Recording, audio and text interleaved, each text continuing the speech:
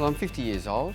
I'm actually born in Finland. I'm married. I've got one boy and one girl. I run a business, Australian Muscle in Adelaide, 3 supplement stores. I've been training since I was 21 years old. I competed the first time in 1987. In those days, I was a carpenter by trade. I was always known as the model chippy at work, all the other guys are a little bit paunchy, and on the tools I stayed fairly lean. I went into the gym one day and I picked up a weight. I did one set and I put it down and I thought to myself, I don't want to do this anymore, and I walked out. I never won a show and I always thought that I'd like to keep going one day. I still kept training, so I was strong, and that encouraged me in the gym not to change anything. Yeah, I'm strong, I'm big and strong. And I got up to like nearly 90 kilos at my height, which is way too heavy.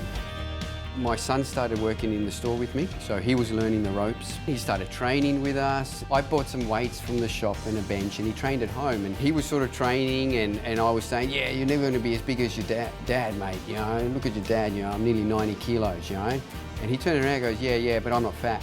That night I looked in the mirror and I just thought, yeah, he's right, I'm fat. I then looked at myself and I realised that, yeah. And I said, what are you doing? You run bodybuilding stores, you give all this advice to people, but you're not practicing it yourself. Those words, but you're fat, I think that's what turned it around. It was one of those New Year's resolution things. January 1, I'm going to change, and now I started. I actually started the whole challenge thing before the Max's Challenge. So I entered when I found out about it. I started at 88 kilos and 33% body fat. Every day I get up at 6 a.m, I'd go for a 1-hour walk. I went back to the old bodybuilding diet, lower carbs, 6 meals a day, and the weight just started falling off. I changed gyms, everything, went into a totally different environment, and I can remember that first workout. No chatting, no talking, move. I survived the workout, but I threw up at the traffic lights on the way home. In the end, I was about 72.5 kilos. So it was about 10 kilos I dropped during the challenge. But I think I built muscle. My body composition changed dramatically from 33% down to about 9%, 10%. When I started the challenge and I saw the weight coming off and I saw that there was muscle under there, I thought, right, next year's my big year, 50.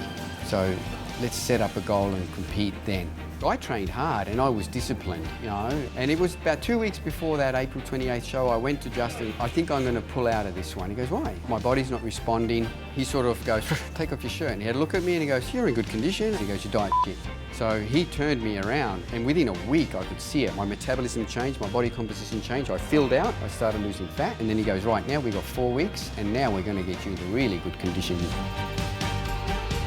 I was scared at first. I still didn't know if I deserved to be on stage, even though after the April 28th show, everyone came up to me. They were amazed and said, we couldn't believe what's under there, and things like that. I still didn't feel that confident. I was backstage having a look at some of the other guys, and I was thinking, man, I hope I don't look stupid here. But on stage, I felt great. That's my first place. That felt great. It felt really good. That's fueled me now. I did this for me.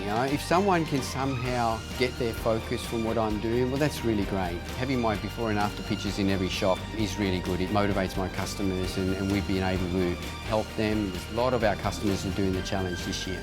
I think it has changed my life in so many ways, not just health-wise, in business, in everything else. My attitude has changed. It really has taught me that don't be scared to change things, because opportunities open up.